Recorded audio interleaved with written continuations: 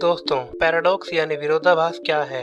आज इस वीडियो में हम फेमस पैराडॉक्स ग्रैंडफादर पैराडॉक्स को समझेंगे। तो दोस्तों, धैर्य के साथ वीडियो को अंत तक देखें। ऐसे ही और इंटरेस्टिंग वीडियोस के लिए कृपया चैनल को सब्सक्राइब करना ना भूलें। चलिए शुरू करते हैं। पैराडॉक्स यानी विरोधाभास क्या है? क्या आपने कभी ऐसी फिल्म देखी है या कोई किताब पढ़ी है जिसमें आपको कुछ ठीक सा नहीं लगता? हो सकता है कि कोई ऐसा कैरेक्टर हो जो किसी अन्य ग्रह से लाया गया हो, या हो सकता है कोई ऐसी वस्तु हो जो हमारे ब्रह्मांड में क्लियर रूप से मौजूद होना असंभव हो। लेकिन अगर आप इसकी कल्पना करते हैं तो सोच में पड़ जाते हैं, अगर यह संभव होता तो क्या होता। पैराडॉक्स एक स्टेटमेंट है जो विरोधाभासी या बेतुका प्रतीत होता है, लेकिन रियलिटी में सच हो सकता है। आसान भाषा में पैराडॉक्स आम आदमी के शब्दों में एक कथित रूप से झूठा स्टेटमेंट है जो किसी की पूर्व स्टेटमेंट के अपोजिट चलता है। पैराडॉक्स एक मुश्किल शब्द है, लेकिन इसका अर्थ सरलता से समझा जा सकता है। ऐसा कुछ जो स्वयं के विपरीत प्रतीत होता है। पैराडॉक्स एक कथन है जो खुद का खंडन करता है। जैसे एक स्टेटमेंट मैं झूठ नहीं बोल रहा हूँ एक पैराडॉक्स है, क्योंकि इसका मतलब है कि कोई यह स्टेटमेंट कहते हुए सच नहीं कह सकता कि वे झूठ नहीं बोल रहे हैं। पैराडॉक्स शब्द दो ग्रीक शब्दों से बना है जिसका अर्थ है विश्वास के विपरीत। पैराडॉक्स तब पैदा होते हैं जब दो चीजें जो सच होती हैं वे विरोधाभासी लगती हैं। पैराडॉक्स का सबसे प्रसिद्ध उदाहरण यह आइडिया है कि कुछ वस्तुएं सॉलिड और लिक्विड दोनों हो सकती हैं। ग्रैंडफादर पैराडॉक्स क्या है? ग्रैंडफादर पैराडॉक्स एक आत्म विरोधाभासी स्थिति है जो कुछ समय के इम्पॉसिबल यात्रा सिनेरियो में उत्पन्न होती है, जिसमें एक व्यक्ति केवल अपने दादा को मारने के लिए वापस समय यात्रा करता है, जिससे अब उस व्यक्ति के माता पिता पैदा नहीं हो सकते थे। मान लीजिए कि आपके पास एक टाइम मशीन है जो आपको अतीत में वापस जाने की अनुमति देती है। जब आप वहां होते हैं तो आप गलती से अपने दादा दादी या किसी अन्य प्रत्यक्ष पूर्वज को मार देते हैं, इससे पहले कि उनकी कोई संतान न हो।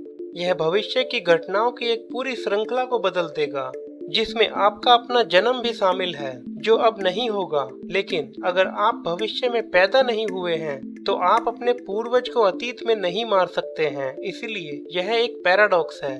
Grandfather paradox solution. 1999 में स्टीफन हॉकिंस ने एक लेक्चर दिया जिसमें बताया गया था कि कैसे आइंस्टीन का थ्योरी ऑफ रिलेटिविटी सिद्धांत अंतरिक्ष समय को अपने आप झुकाकर समय यात्रा को संभव बना सकता है। एक थ्योरेटिकल संभावना जो समय यात्रा की अनुमति देगी एक विशेष प्रकार का वार्म होल है।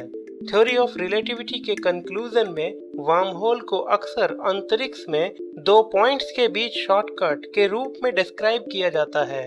लेकिन जैसा कि हॉकिंस ने अपने लेक्चर में बताया, एक वार्म होल संभवतः पहले के समय में वापस ले जा सकता है। लेकिन अगर फिजिक्स 5 टाइम यात्रा की अनुमति देता है तो क्या ग्रैंडफादर पैराडॉक्स डिस्कशन का मुद्दा नहीं बनेगा? हॉकिंस ने इस पैराडॉक्स को दूर करने के लिए दो पॉसिबल तरीके सुझाए। सबसे पहले वह कहते हैं कि संपूर्ण समय, अतीत, वर्तमान और भविष्य पूर्व निर्धारित हैं। आप केवल पहले के समय में वापस यात्रा कर सकते हैं यदि आप पहले से ही अपने इतिहास में वहां रहे हों। इस लॉजिक से ग्रैंडफादर पैराडॉक्स कभी उत्पन्न नहीं हो सकते हैं। दूसरा, हॉकिंस कहते हैं कि समय पर वापस यात्रा करने के लिए एक अप्रोच क्वांटम फिजिक्स है, जहां एक घटना के घटित होने की अलग अलग पॉसिबिलिटीज के साथ कई पॉसिबल परिणाम हो सकते हैं। क्वांटम सिद्धांत की पैरेलल यूनिवर्स थ्योरी सभी अलग अलग घटित हो रहे परिणामों को पैरेलल टाइमलाइंस में देखती है। इस व्यू में ग्रैंडफादर पैराडॉक्स को हल किया जा सकता है।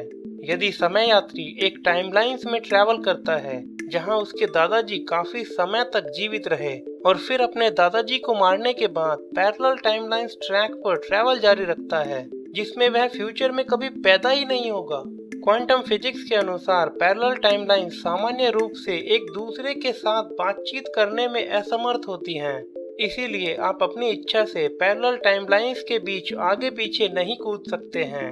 आप वास्तव में पैरेलल यूनिवर्स प्रक्रिया में अपने आप को नष्ट किए बिना एक बेबी दादा दादी को मार सकते हैं। उस स्थिति में आपके दादाजी आपके दूसरे पैरेलल वर्ल्ड में मौजूद न होकर आपकी दुनिया में मौजूद होंगे। अब मैं इस वीडियो को समाप्त करता हूँ। मुझे उम्मीद है कि आपको वीडियो पसंद आया होगा। कृपया चैनल को सब्सक्राइब करना ना भूलें। Thank you.